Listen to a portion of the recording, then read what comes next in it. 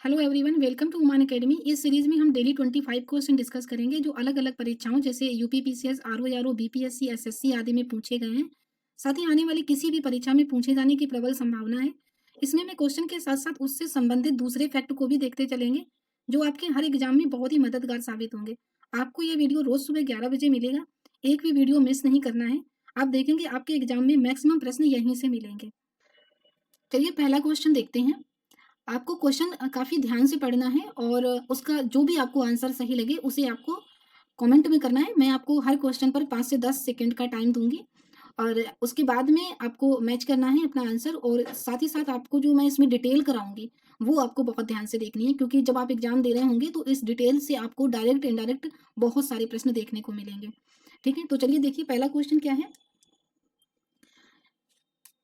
Question है कि हड्डी से निर्मित, क्या हड्डी से निर्मित जो आभूषण है ये भारत में मध्य पाषाण काल में, क्वेश्चन ध्यान से समझिएगा, मध्य पाषाण काल की बात हो रही है और हड्डी से निर्मित जो आभूषण है इसके बारे में पूछा जा रहा है कि ये जो नीचे दिए गए ऑप्शन में है ये कहाँ से प्राप्त हुए हैं। ठीक है, तो देखिए पहला आंसर दिया है सरानाहर राय से, महदाहा से, लेखैया से और चौपनी मांडू से।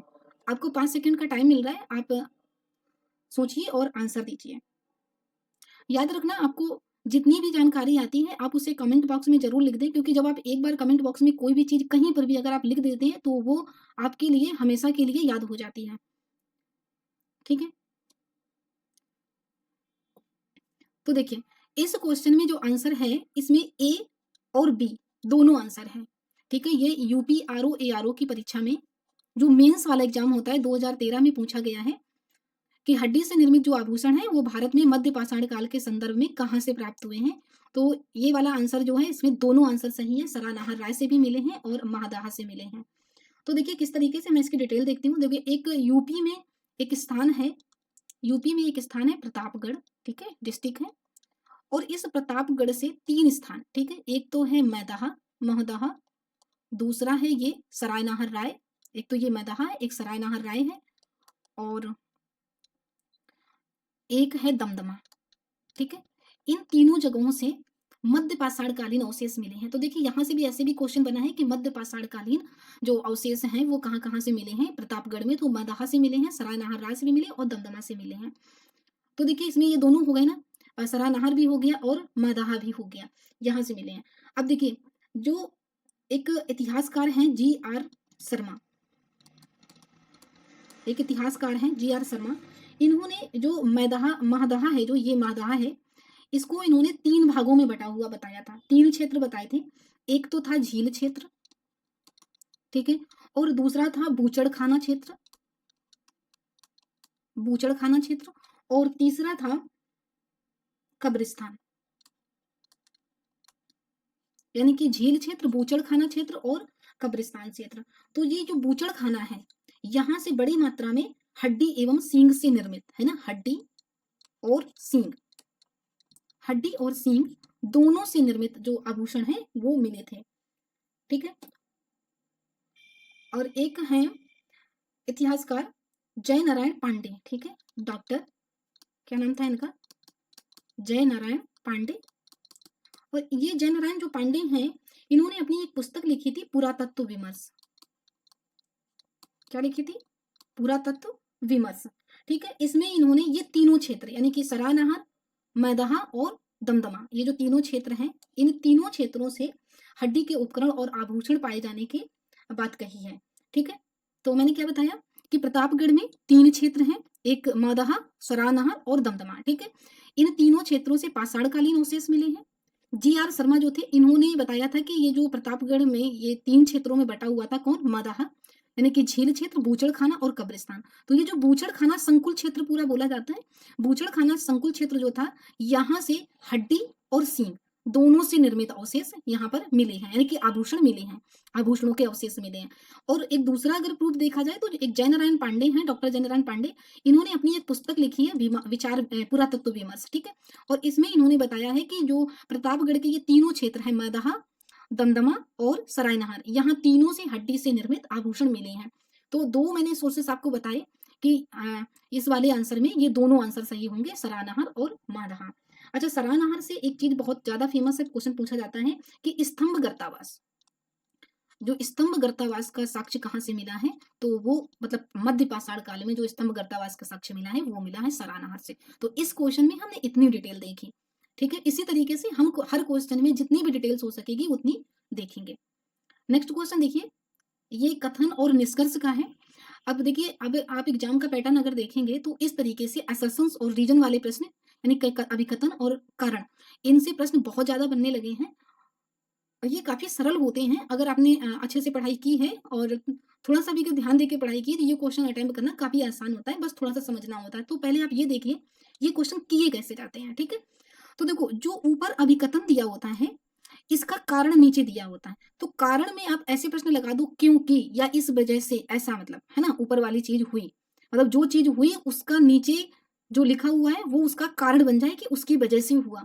तो ये इसमें हमें ऑप्शन चूज करने होते हैं कि अगर ये व्याख्या करता है तो ए सही है, मतलब पहली बात दोनों सही हो, और ए की व्याख्या आर करता हो तो फिर ए सही होता है, और ए आर दोनों सही हो परंतु ये दोनों डिफरेंट कथन हो, है ना, एक दूसरे से संबंध ना रखते हो तो बी सही है, और ए सही है परंतु आर गलत है, मतलब इसमें से एक सही हो एक गलत हो तो फिर सी हो जाएगा, और ए से गलत है आर सही है, इस तरीके से। लेकिन एक बात याद रखना, ये जो जिस क्रम में ये लिखे हैं जरूरी नहीं है कि आपके एग्जाम में ये इसी क्रम में दिए हों। ठीक है, ये कभी-कभी जो बी ऑप्शन है ऊपर हो सकता है, ए नीचे हो सकता है, सी नीचे हो सकता है, डी ऊपर हो सकता है, ये मतलब ऊपर नीचे हो सकते हैं, ये बी की जगह पर रिप्लेस कर सकते हैं। आपको एग्जाम में बहुत ही ध्यान से प्रश्न को हल करना है, पढ़ना है। ठीक है, अब देखिए क्वेश्चन क्या दिया गया है, बिंद क्षेत्र के पर्वतमाला हमने भूगोल में पढ़ाया है। अगर आपकी अभी तक भूगोल कवर नहीं हुई है तो हमारा वीडियो 8 बजे आता है, अल्टरनेट डे पे आता है, मैंने बहुत ही डिटेल से और मैंने ऐसे ही हाथ से लिख करके पढ़ाया है। आप साथ साथ पढ़ते भी जाएंगे और अपने नोट्स भी बनाते जाएंगे। अगर आपकी भूगोल नहीं कवर है या फिर आपको लगता है कि आपको भूगोल में काफी कठिनाई फील हो रही है तो आप प्लेलिस्ट में जाकर के आप भूगोल वहां से देख सकते हैं, और अगर कोई आपको प्रॉब्लम हो तो आप कमेंट बॉक्स में कर देना, हम कोशिश करेंगे आपको रिप्लाई करने की। ठीक है, तो देखिए विंध्य क्षेत्र के पार मतलब जो पाषाण युगीन लोग थे वो नूतन भूतल काल में, यानी कि नए जब नया काल आया तो नए काल के अंत में क्या हुआ, गंगा नदी में प्रवजन, प्रवजन का मतलब होता है कि मतलब चले जाना, है ना, जाना, तो चले गए, है ना, वहां के लिए प्रवास कर गए। दूसरा देखो इसका कारण क्या दे रहा है कि जलवायु परिवर्तन के कारण इस काल में सुस्त क्या था, शुष्कता, यानी कि ड्राई हो गया था काफी, मतलब कि बारिश वगैरह नहीं होने लगी थी, जिसकी वजह से इन लोगों को वहां जाना पड़ा। क्वेश्चन क्या है कि विंध्य क्षेत्र के लोग ने गंगा नदी घाटी में प्रव्रजन किया, क्यों किया, क्योंकि जलवायु परिवर्तन के कारण इस क्षेत्र में यानी कि विंध्य श्रेणी के आसपास क्या हो गया था, शुष्कता आ गई थी, मतलब बारिश नहीं होने लगी थी, ड्राइनेस आ गई थी। तो आपके पास 5 सेकंड का टाइम है, आप बताइए।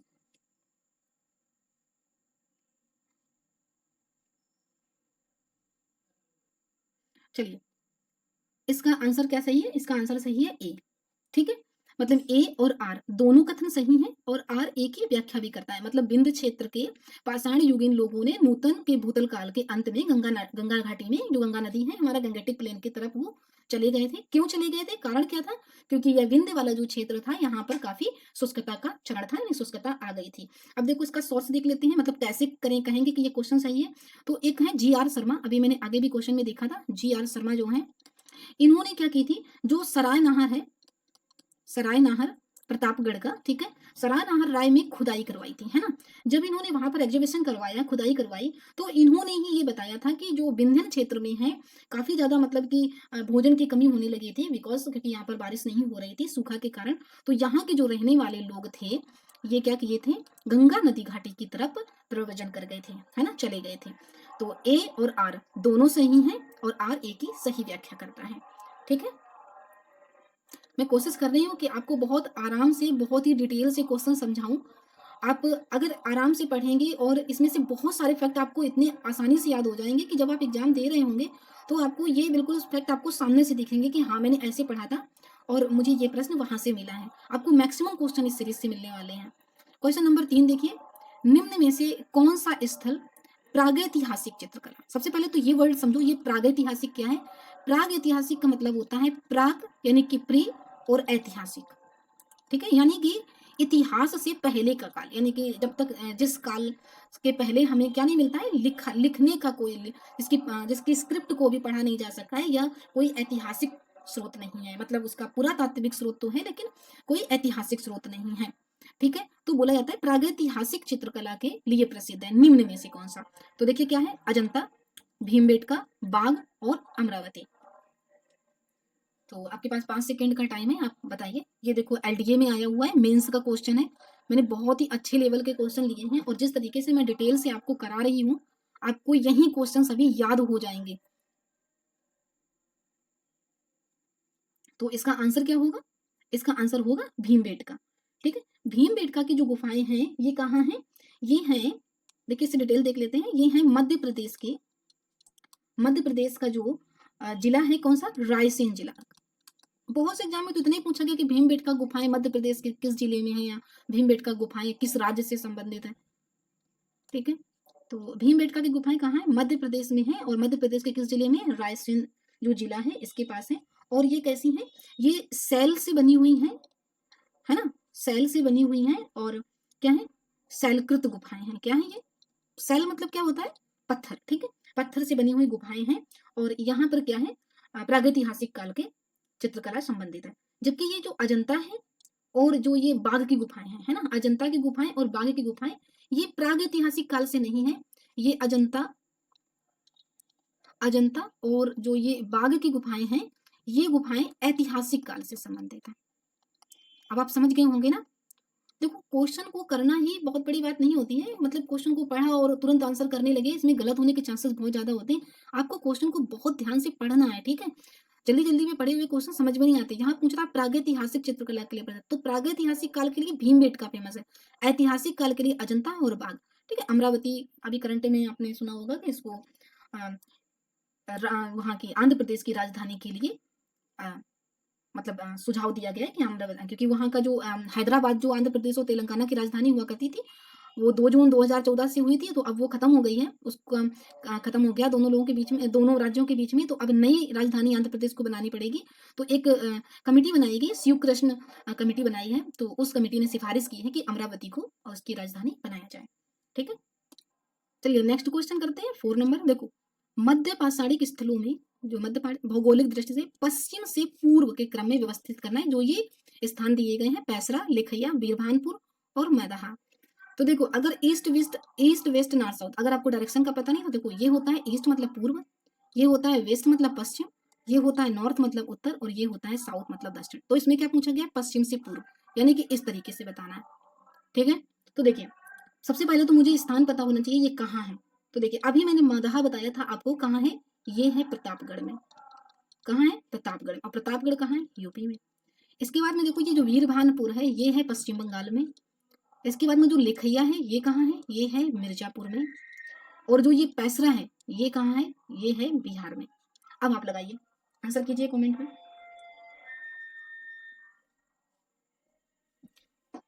तो देखिए अगर मुझे इसको ऑप्शन से करना हो, मान लो नहीं आता है मुझे, तो देखिए सबसे पूर्व में इधर कहाँ जाएगा? अगर वेस्ट बंगाल पता है हमें, देखो अगर मुझे राज्यों की स्थिति पता है तो मैं बहुत सारे क्वेश्चन बहुत ही आसानी से उनकी मदद से कर सकते हैं। तो देखो इस वाले क्वेश्चन को हम राज्य की मदद से करेंगे। देखिए वेस्ट बंगाल जो है, जो पश्चिम बंगाल है, ये सबसे पूर्व में आएगा। ठीक है, तो पूर्व में कौन सा है राज्य? देखिए यहाँ पर 3 नंबर सबसे लास्ट में आना चाहिए, थर्ड ऑप्शन।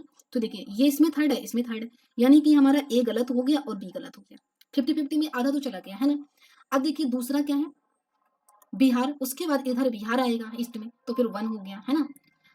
1 इसमें भी है, 1 इसमें भी है। इसके बाद में देखो एक दिया है प्रतापगढ़ और दूसरा दिया है मिर्जापुर। तो आप बताइए मिर्जापुर किधर होगा और प्रतापगढ़ किधर होगा? अगर आप यूपी का मैप देखा होगा तो आपने देखा होगा प्रतापगढ़ किस साइड में है? वेस्ट साइड में है, और मिर्जापुर थोड़ा सा ईस्ट साइड में है। तो देखिए प्रतापगढ़ 4 पहले आएगा, यानी कि सबसे पहले आएगा प्रतापगढ़, फिर क्या आएगा? मिर्जापुर यानी कि 2, यानी कि लेखैया, और फिर क्या आएगा? बिहार मतलब 1 पैसरा, और फिर आएगा हमारा सबसे लास्ट में आएगा वीरभानपुर यानी कि 3। यानी कि आंसर क्या बना? 4 2 1 3, यानी कि ऑप्शन नंबर सी करेक्ट है। ठीक है, चलिए नेक्स्ट क्वेश्चन देखते हैं।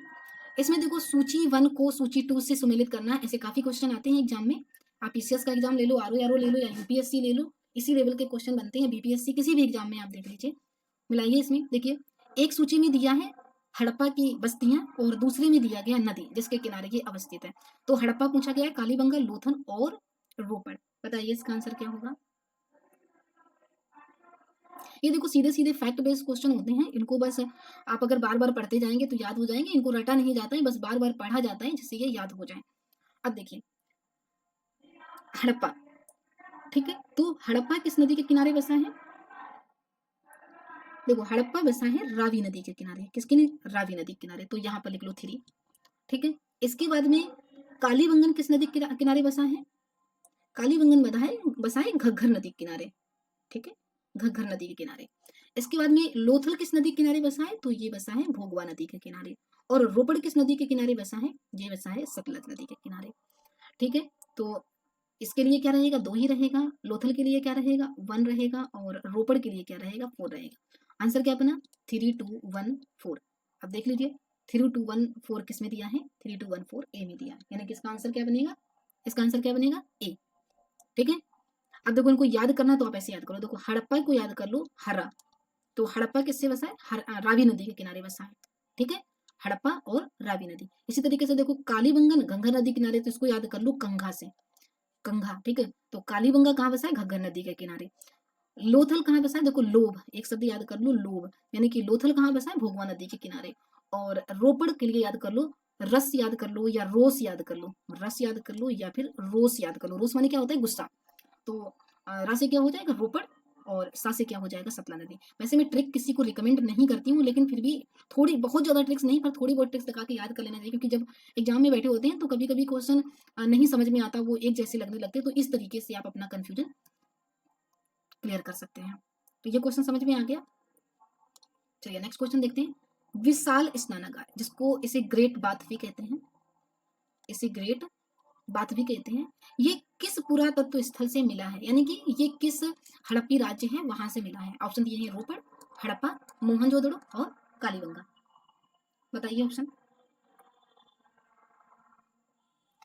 तो देखिए ये मिला है कहाँ से? मोहनजोदड़ो से, यहाँ से मिला है, ऑप्शन सी इज करेक्ट। अब मोहनजोदड़ो को मृतकों का टीला भी कहा जाता है, क्योंकि यहाँ पे एक जगह से काफी ज्यादा हड्डियों का ढेर मिला था, तो इसे मृतकों का टीला भी कहते हैं, ठीक है।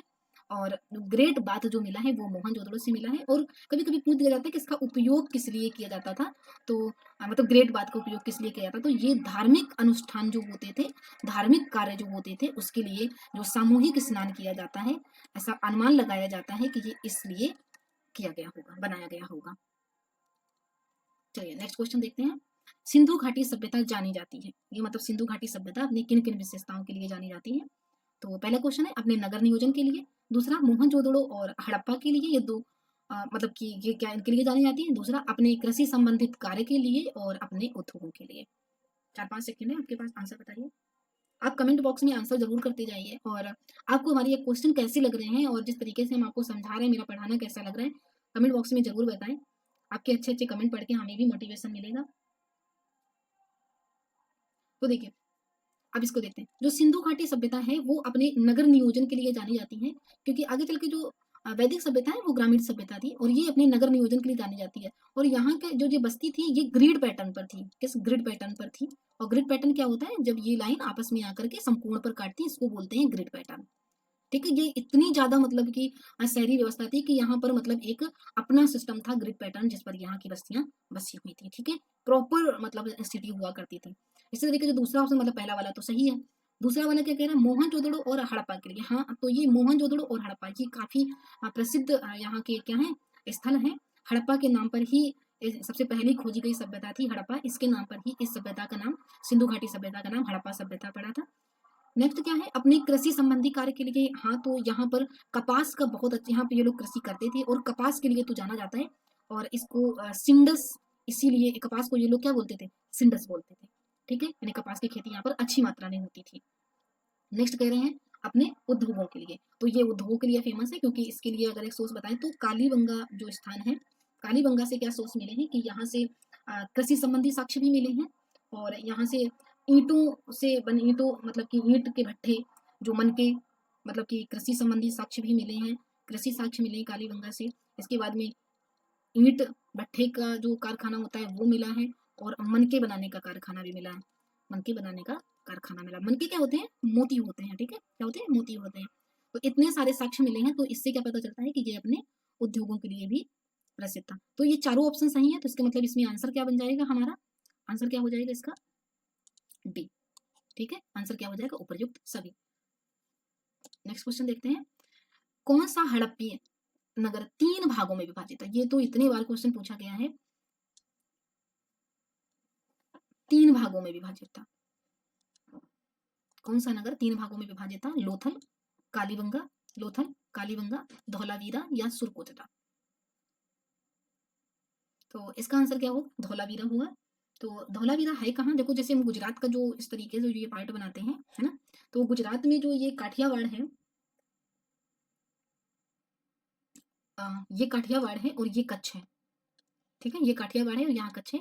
तो यहाँ कच्छ में ये है धौलावीरा, यहाँ पे। ठीक है, और ये यही एक ऐसा नगर है धौलावीरा, जहाँ से जो तीन भागों में विभाजित था। ठीक है, 3 भागों में विभाजित था। और कौन कौन से देखे? एक तो कहा मतलब कि किला, जो कि ऊपरी भाग हुआ था, ऊंचा टीला हुआ करता था किला।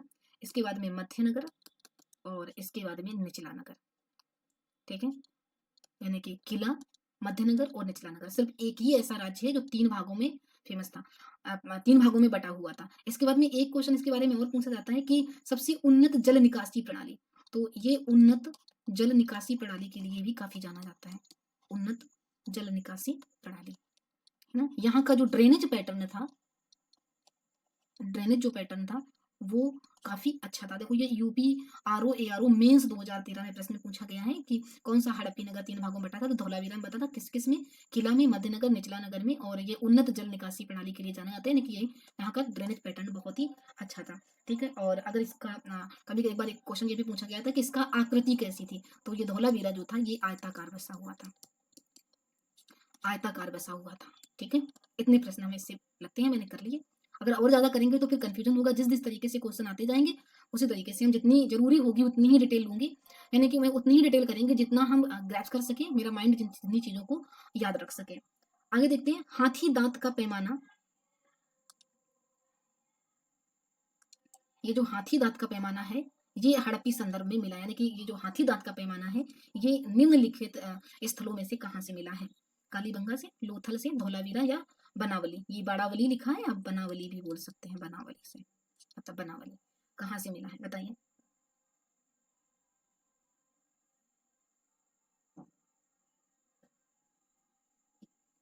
तो ये कहाँ से मिला है? लोथल से, यानी कि लोथल से मिला है हाथी दांत का पैमाना। अच्छा, लोथल जो था उस समय का पोर्ट भी हुआ करता था। पोर्ट क्या होता है? बंदरगाह। ये उस समय का पोर्ट भी हुआ करता था, और वहीं से ये क्या मिला है? हाथी दांत का पैमाना मिला है लोथल से। ठीक है, चलिए नेक्स्ट क्वेश्चन देखते हैं। सूची 1 को सूची 2 से सुमेलित कीजिए। ठीक है, क्या है? हड़प्पा, हस्तिनापुर, तक्षशिला और कौशाम्बी। तो हड़प्पा से ये इतिहासकार हैं, या मतलब एग्जीबिशन भी करवाए हैं, इन्होंने खोज भी की है। तो इनमें से किसका नाम किस स्थल से जुड़ा हुआ है? ये बिल्कुल फैक्ट है, इसमें ज्यादा कुछ सोचने वाली बात नहीं है। देखिए, हड़प्पा को जो संबंध है वो जुड़ा है दयाराम साहिनी से। ओके, हड़प्पा जुड़े हैं, हड़प्पा का संबंध किससे? दयाराम साहिनी से। और इसी तरीके से जो आपको आते हैं उसमें पहले कर लीजिए। देखो, ए का 3, तो ए का 3 किसमें दिया हुआ है? ए का 3 देखिए सिर्फ एक में दिया हुआ है। क्वेश्चन हमारा यहीं से बन गया। ये क्वेश्चन इसीलिए मैं कह रही हूँ इतने इजी होते हैं, अगर आपको 1-2 पॉइंट आते हैं आप वहां से बड़े आराम से कर लेंगे। और हड़प्पा बहुत फेमस है, हाँ, दयाराम साहनी से संबंधित है। हो गया। हस्तिनापुर देखो किससे संबंधित है, बाकी के कर लेते हैं। आंसर तो हमारा निकल आया सी, बाकी भी कर लेते हैं ताकि अगर ये ना आए दूसरा आता हो तो मुझसे क्वेश्चन को अपना बना सके। तो हस्तिनापुर का संबंध कहाँ से है? बीबी लाल से। ठीक है, हस्तिनापुर का संबंध किससे है? बीबी लाल से। इसी तरीके से तक्षशिला का संबंध किससे है? तक्षशिला का संबंध है जॉन मार्शल से। और कौशाम्बी का संबंध किससे है? मजूमदार साहब से। ठीक है, तो ठीक है, हड़प्पा मतलब दयाराम साहनी, हस्तिनापुर बीबी लाल, तक्षशिला का मजूमदार सर से, और कौशाम्बी का जॉन मार्शल से। इसमें बस सीधे सीधे फैक्ट है, इसमें कोई डिटेल ज्यादा करनी नहीं, इसलिए मैंने इतना कर लिया।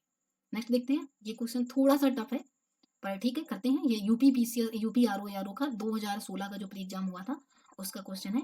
यानी कि जो ये निम्नलिखित जो सभ्यताएं दी हुई हैं, जो ये सिविलाइजेशन दिए हुए हैं, इनका उत्तर से दक्षिण क्रम लगाना है। हो सकता है आपको ये क्वेश्चन करने में थोड़ा टफ लगे, बताइए। देखिए, सबसे पहली बात तो ये जो सभ्यताएं दी हुई हैं ये मध्य अमेरिका का जो लैटिन वाला अमेरिका वाला भाग होता है। अगर हम अमेरिका का मैप इस तरीके से मान लो बनाते हैं, ये ऐसे, ठीक है, और नीचे ये लैटिन अमेरिका है और यहाँ पर हम साउथ अमेरिका आ जाता है। ठीक है, तो जो यहाँ से शुरू होती है मैक्सिको वाले पार्ट से लेकर के, और यहाँ जो साउथ अमेरिका में जो कोलंबिया वाला पार्ट है ये यहाँ तक है, और ये उत्तर से दक्षिण क्रम में बतानी है। तो देखिए मैं बता देती हूँ, अगर आपको आता होगा तो आप ज़रूर बताइएगा। और भी डिटेल आपको जितनी आती है वो आप ज़रूर कमेंट बॉक्स में करें। देखिए एज़टेक जो है, ये जो एज़टेक है,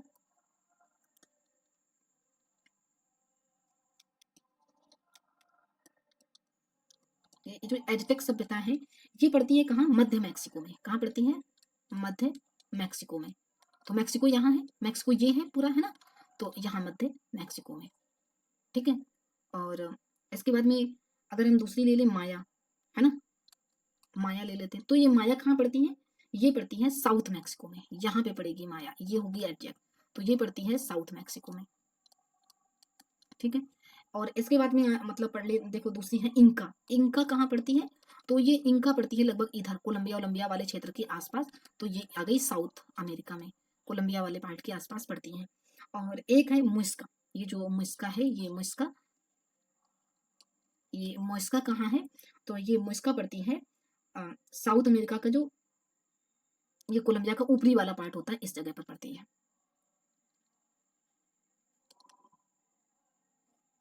ठीक है? तो अब इसका क्रम देख लेते हैं कैसे। तो सबसे पहले आएगा एडजेक्ट, फिर आएगी माया, मुस्का और इंका। तो एडजेक्ट, ये इसमें ऑप्शन देखिए, एडजेक्ट, माया, मुस्का और इंका। तो इसका डी आंसर सही है। इसमें बस इतनी डिटेल जरूरी थी, आगे ज्यादा कुछ नहीं करना। ये क्वेश्चन भी थोड़ा टफ है। सबसे पुराना वेद कौन सा है? तो देखिए 4 वेद हैं, सभी को पता होंगे। कौन कौन से? ऋग्वेद, ऋग्वेद, यजुर्वेद, सामवेद और अथर्ववेद। अब इसमें पूछा गया सबसे पुराना वेद कौन सा है, तो सबसे पहले ऋग्वेद की रचना की गई थी, तो ऋग्वेद है सबसे पुराना। एक क्वेश्चन बहुत पूछा जाता है कि वेद त्रय में कौन कौन से वेद शामिल होते हैं, तो आप इस अथर्ववेद को हटा दीजिए, ये तीनों वेद यानी कि ऋग्वेद, यजुर्वेद, सामवेद, ये तीनों वेद किसमें शामिल होते हैं? वेद त्रय में। कई बार ये प्रश्न पूछा गया है कि वेद त्रय में कौन कौन से वेद शामिल होते हैं। और ये जो ऋग्वेद है, ये जो ऋग्वेद है, ये सबसे महत्वपूर्ण वेद माना जाता है और यही सबसे प्राचीन है। आगे ऋग्वेद से और भी जब क्वेश्चन बनेंगे तो हम इसको जरूर पढ़ेंगे। 13 नंबर क्वेश्चन देखिए, देखिए वेद से संबंधित है। अब इसमें ये बताना है किस वेद में क्या वर्णन है, ठीक है? सूची 1 को सूची 2 से सुमेलित करना है और किस आधार पर करना है कि मतलब किस वेद में क्या वर्णन है। तो सबसे पहले देखिए ऋग्वेद, है ना? तो ऋग्वेद में क्या है? ऋग्वेद में स्तोत्र और प्रार्थनाएं हैं। इसी तरीके से देखिए यजुर्वेद में क्या है? यजुर्वेद को कर्म कांड का वेद कहा जाता है, तो इसका 2 ऑप्शन मैच हो जाएगा, ठीक है? यानी कि इसमें क्या हो जाएगा 4, और यजुर्वेद में क्या हो जाएगा 2। और इसके बाद में सामवेद को संगीत का वेद कहा जाता है, यानी कि भारतीय संगीत की उत्पत्ति भी सामवेद से ही हुई है, तो इसका हो जाएगा 1। और अथर्ववेद तो तंत्र मंत्र का वेद कहा जाता है, तो इसका हो जाएगा 3। आप ये सभी जानते होंगे, पर एक बार फिर से मैंने रिवीजन कर लिया। तो ऑप्शन क्या बना? 4 2 1 3। देख लिया किसमें दिया है? 4 2 1 3, ये 1 में दिया है, तो इसका आंसर क्या हो जाएगा? 1, ठीक है? अगर इसमें डिटेल की बात करें तो ऋग्वेद में लगभग कितने हैं? 10 मंडल हैं। ऋग्वेद में कितने हैं? ऋग्वेद में 10 मंडल हैं और 10,552 क्या है? ऋचाएं हैं इसमें। और इसका जो पुरोहित होता है ऋग्वेद का, उसको होत्री या फिर होता कहा जाता है ऋग्वेद का। और भी है सामवेद, यजुर्वेद, आगे क्वेश्चन है, हम उसमें डिटेल कवर करेंगे, थोड़ा थोड़ा करते चले जाते हैं। ये देखो ऋग्वेद, ऋग्वेद में क्या है? अभी मैंने पीछे कराया, इसमें स्रोतों का संकलन है, ठीक है? 10,552 क्या है? 10,552 इसमें ऋचाएं हैं।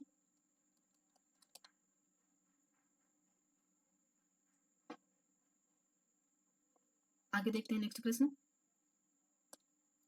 अध्यात्म ज्ञान के विषय में, अध्यात्म ज्ञान के विषय में नचिकेता और यम संवाद, बहुत प्रश्न पूछा गया है। नचिकेता और यम संवाद बहुत पूछा गया है। नचिकेता और यम संवाद किस उपनिषद से संबंधित है?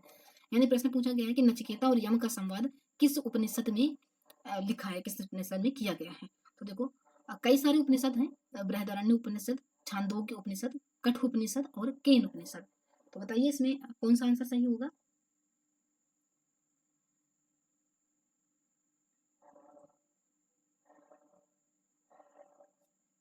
तो इसका सही आंसर है कठ उपनिषद में। कठ उपनिषद में आचार्य यम जो हैं, इन्होंने मतलब कि नचिकेता को काफी बातें बताई हैं। नचिकेता और यम के प्रश्न और उत्तरों का, नचिकेता प्रश्न कर रहे हैं और यम इसमें उनके प्रश्नों का जवाब दे रहे हैं। नचिकेता और यम के बीच संवाद का वर्णन किसमें है? कठोपनिषद में है। और इन्होंने इसमें क्या बताया है कि जो आत्मा होती है वो ना तो कभी जन्म लेती है और ना ही कभी उसकी मृत्यु होती है, ठीक है? ऐसा कुछ बताया है। और अच्छा, कठोपनिषद से एक प्रश्न और बनता है कि ये किस मतलब कि वेद का उपनिषद है ना, वेदों के उपनिषद होते हैं, वेदों को सही तरीके से समझने के लिए उपनिषदों का निर्माण किया गया। तो इस ये किसका उपनिषद है कठोपनिषद? तो ये है यजुर्वेद का। किसका है? यजुर्वेद का। यजुर्वेद का उपनिषद है। तो ये नेक्स्ट प्रश्न देखते हैं। श्रीमद् भागवत गीता मौलिक रूप से किस भाषा में लिखी गई है? तो सभी लोगों को पता है, उर्दू तो होगा नहीं और हिंदी में भी नहीं लिखी है। अब पाली या संस्कृत में कंफ्यूज हो सकते हैं, तो ज्यादातर हमारे धार्मिक ग्रंथ किसमें लिखे हैं? संस्कृत में लिखे गए थे। तो श्रीमद् भागवत गीता किसमें लिखी है? संस्कृत में लिखी है, ठीक है। और श्रीमद् भागवत गीता किसका भाग है? ये जो श्रीमद् भागवत गीता है किसका भाग है? तो ये महाभारत का भाग है। किसका भाग है? महाभारत का भाग है। महाभारत क्या है? एक महाकाव्य है। 2 महाकाव्य हैं भारत में, बहुत ही बड़े, जो रामायण है और महाभारत है, ये 2 महाकाव्य हैं भारत के। और महाभारत का भाग है श्रीमद् भागवत गीता। नेक्स्ट प्रश्न देखते हैं। हिंदी पौराणिक कथा के अनुसार समुद्र मंथन, ठीक है, समुद्र मंथन के बारे में सबने सुना होगा, ये तो किस सर्प ने रस्सी के रूप में स्वयं को प्रस्तुत किया था? रस्सी के रूप में स्वयं को प्रस्तुत किया था किसने? कालिया, वासुकी, पुष्कर या फिर शेषनाग? तो देखो, जो हिंदू पौराणिक कथाएं हैं, इनके अनुसार बताया जाता है कि जो समुद्र मंथन हुआ था उसमें वासुकी ने मतलब कि वासुकी को रस्सी के रूप में उपयोग किया गया था।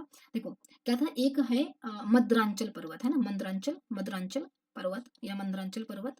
इस पर्वत को एक मथानी के रूप में यूज किया गया था, मतलब इनको मथने के काम में, जो मथानी होती है ना, मथनी मथनी या मथानी, ये मद्रांचल पर्वत का उपयोग हुआ था। अब मथनी में रस्सी लगती है, तो जो रस्सी लगी थी, है ना, जो रस्सी का काम किया था वो थे वासुकी नाग, ठीक है। जो भगवान शिव के गले में है उसको भी वासुकी नाग कहते हैं, वही है ये।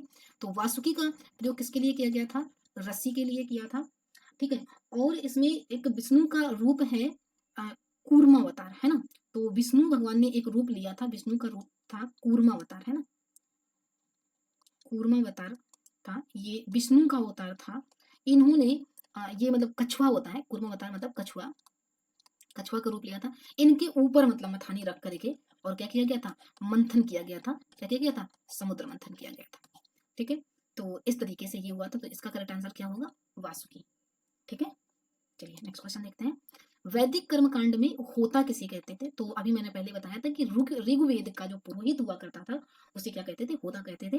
अब देख लेते हैं ऋग्वेद के कुछ देख लेते हैं जो इंपॉर्टेंट है, थोड़े देख लेते हैं। इसमें कितने मंडल हैं? 10 मंडल हैं, ठीक है। 10 मंडल में से जो पहला और 10वां है ये अभी न्यू है, नए हैं, सॉरी ये क्या है? ये नए हैं। और 2 से लेके 8 तक के बीच में ये प्राचीन है, ठीक है। इसके बाद में इसमें कितनी है? 10,552 क्या है? ऋचाएं दी हुई हैं। और इसमें क्या दिए गए हैं? 1028 इसमें सूक्त हैं, ठीक है। और इसका जो पुरोहित होता है, इसके पुरोहित को क्या कहते हैं? होता या फिर होत्री कहते हैं, ठीक है, होता या होत्री कहते हैं। और जो 2 से लेकर के 7वें मंडल तक है इसको कहते हैं वंश मंडल।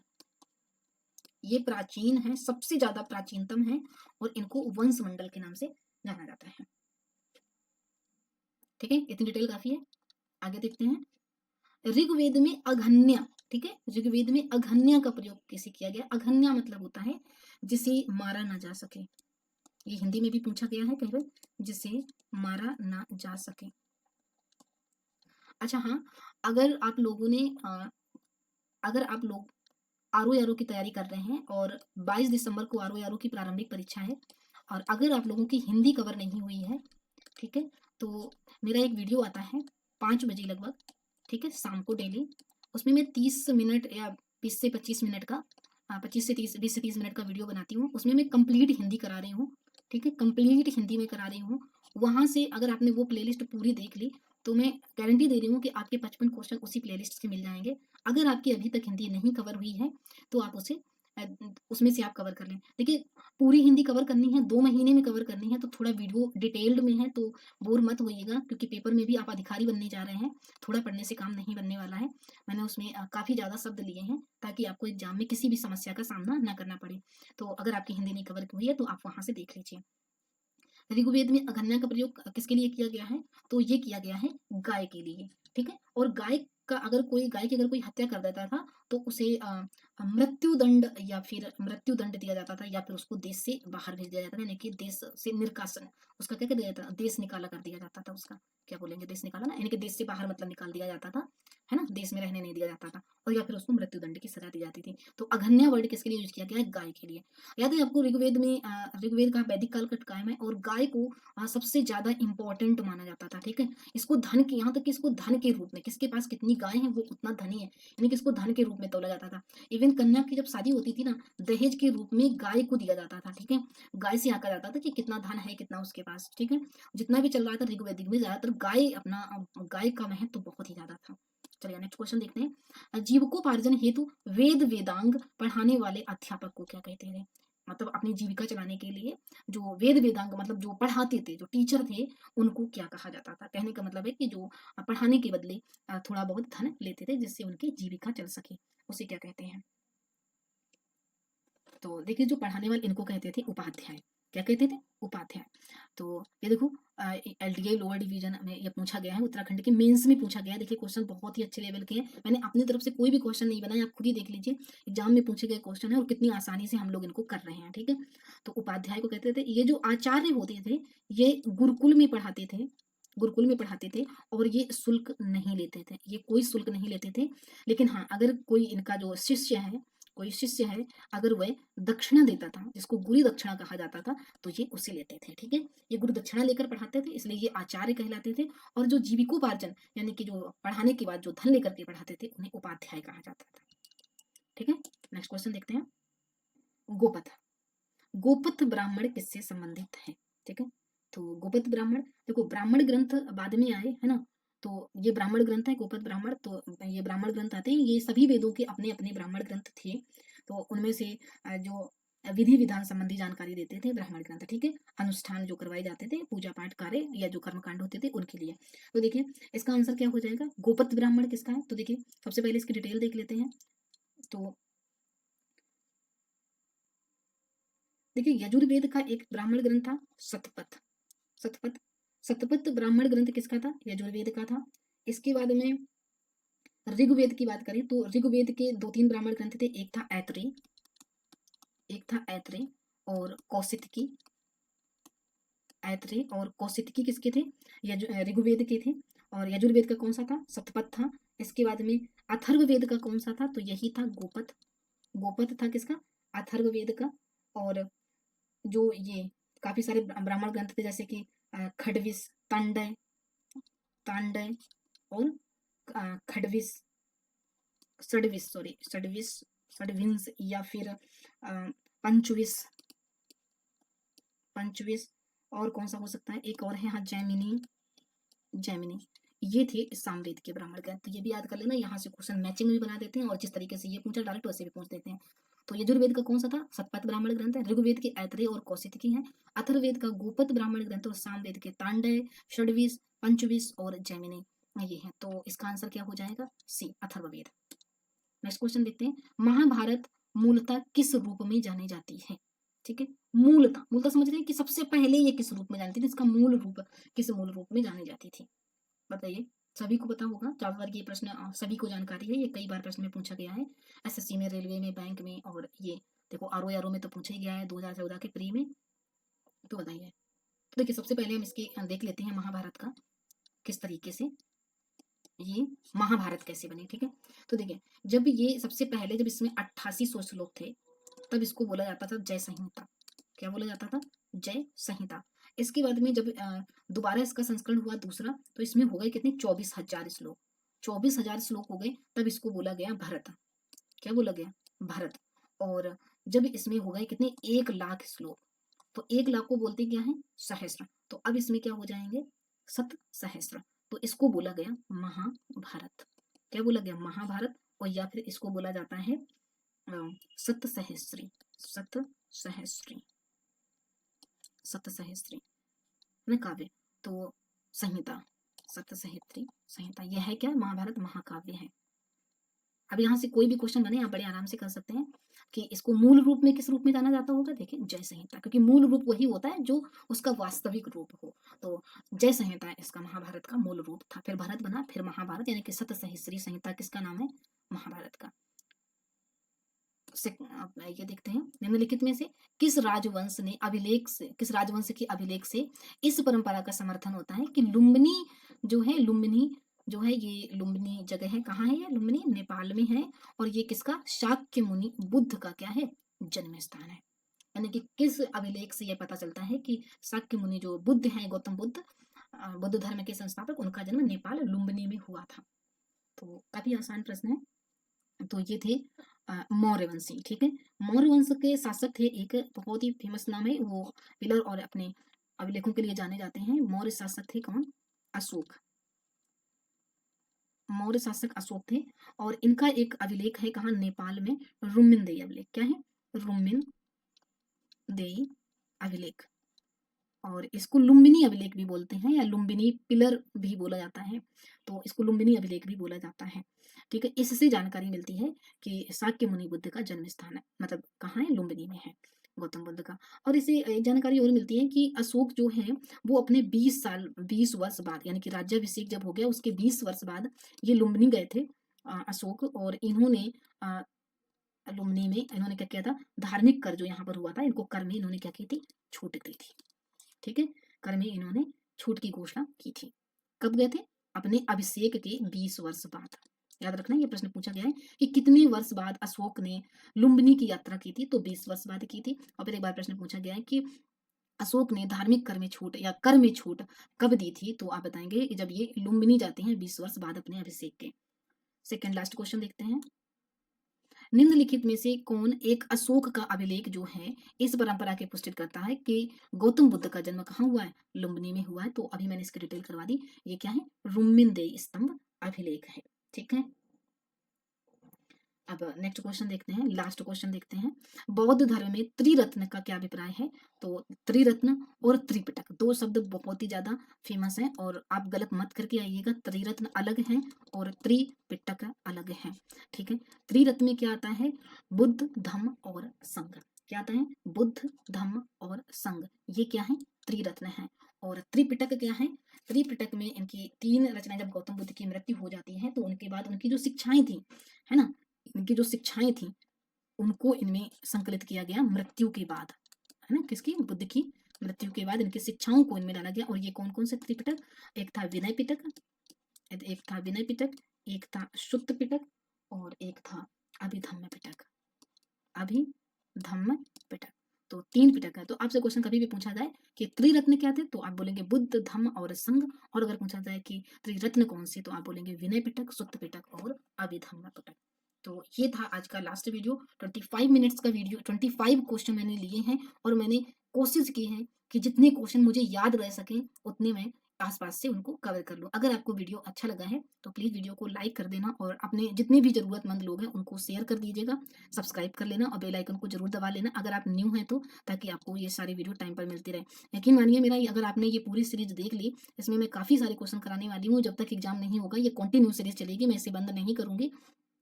बस ये देखना है कि आप लोग इसमें मेरा कितना सपोर्ट करते हैं। आप वीडियो को जितना आप शेयर करते जाएंगे, जितने प्यारे प्यारे आप कमेंट करेंगे, मैं इससे भी ज़्यादा आपको डिटेल में बता करके और अच्छे से कराने की कोशिश करूँगी। वीडियो देखने के लिए थैंक यू।